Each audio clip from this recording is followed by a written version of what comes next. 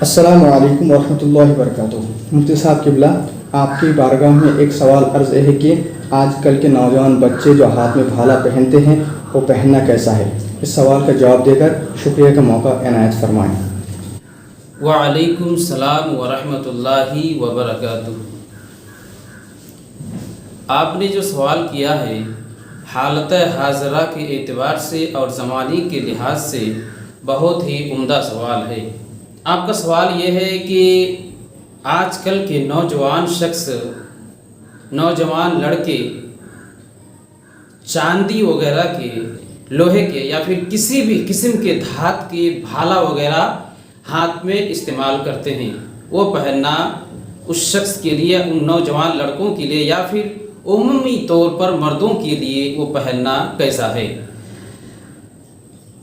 شریعت کی روشنی میں اس کا جواب یہ ہے کہ یہ ساری چیزیں مردوں کے لیے پہننا ناجائز و حرام ہے۔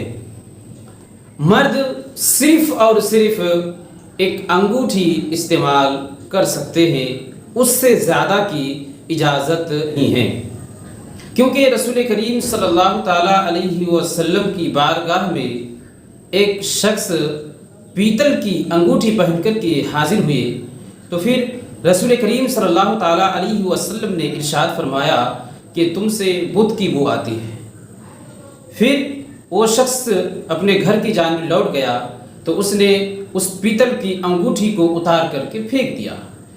پھر دوسرے دن جب رسول کریم صلی اللہ علیہ وسلم کی بارگاہ میں وہ شخص حاضر ہوئے تو وہ شخص لوہے کی انگوٹھی پہنے ہوئے تھے، تو پھر رسول کریم صلی اللہ علیہ وسلم نے ارشاد فرمایا کہ اے شخص، تم سے جہنمیوں کے زیور کی بو آتی ہے۔ تو پھر اس شخص نے اس انگوٹھی کو اتار کر کے پھینک دیا۔ پھر رسول کریم صلی اللہ تعالی علیہ وسلم سے اس شخص نے پوچھا، یا رسول اللہ، یا حبیب اللہ، ہم کیا پہنیں؟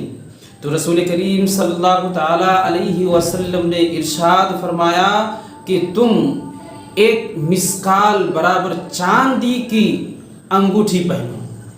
تو اس حدیث پاک سے ہمیں یہ بات سمجھ میں آئی کہ مردوں کے لیے بھالا وغیرہ پہننا ناجائز و حرام ہے، اور اسی طرح جو ہے فقہ کی کتاب میں مثلا فتاوی شامی، بہار شریعت وغیرہ میں صراحت کے ساتھ موجود ہے کہ مردوں کے لیے یہ ساری چیزیں استعمال کرنا ناجائز و حرام ہے۔